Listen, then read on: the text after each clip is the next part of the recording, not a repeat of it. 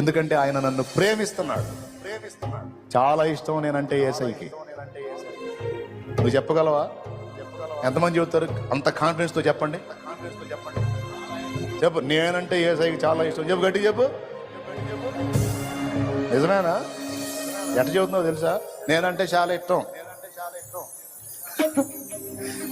పూర్తి నిశ్చయితం. నిజం చెప్పండి, నిజం చెప్పండి.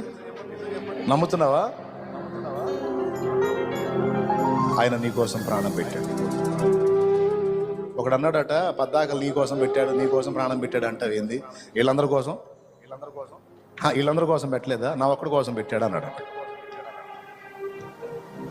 అప్పుడు దైవజనుడు అన్నాడంట, ఎవరు బాబా, వాళ్ళందరూ కాదు, లోకంలో ఉన్న వాళ్ళందరూ నీతిమంతులై నువ్వు ఒక్కడవే పాపివై ఉంటే నీ ఒక్కడి కోసం కూడా ఆయన భూమి మీదకి వచ్చి సిలువను ఎక్కుతాడు రా. అది యేసయ్య ప్రేమ, అదిరా యేసయ్య ప్రేమ. దేవునికి స్తోత్రం. మొన్న ఒక దైవజనుడు అంటున్నాడు, తల్లే మాట, ముత్యాల్లో ముత్యం లాంటి మాట అన్నాడు. తృప్తి కలిగింది నాకు. యేసయ్య ప్రేమ. దేవునికి స్తోత్రం. మొన్న ఒక దైవజనుడు అంటున్నాడు, తల్లే మాట, ముత్యాల్లో ముత్యం లాంటి మాట అన్నాడు. తృప్తి కలిగింది నాకు. కొంతమంది మనుషులు మనమేందో తెలియక మనల్ని ప్రేమిస్తారట. కొంతమంది మనుషులు మనమేందో తెలియక మనల్ని ద్వేషిస్తారట. మనమేందో తెలిసినప్పుడు భలే మాట.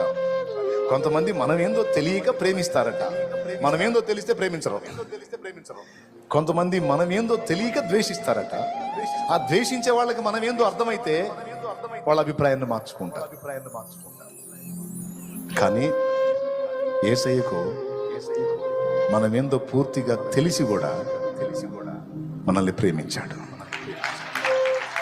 మనం ఎంత బలహీనులమో, మనం ఎంత చంచల మనసు గలవారమో, అస్థిరలమో ఎరిగి ఉండి కూడా ఆయన మన కోసం ప్రాణం పెట్టడానికి ఇష్టపడ్డాడు.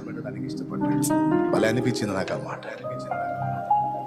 తెలియక కొంతమంది ప్రేమిస్తారు, కానీ మన బలహీనమని తెలిసి కూడా యేసు మనల్ని ప్రేమించాడు.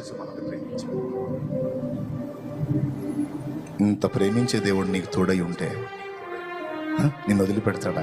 పిచ్చిదానా? అయ్యా, నిన్ను వదిలిపెడతాడా? వదలడు. ఒక్కటి చేయనా? నీకు ఏ వేదన కలిగినా మోకాళ్ళు వేసి ఆయన పాదాల దగ్గరికి వెళ్ళి అక్కడ ఏడు.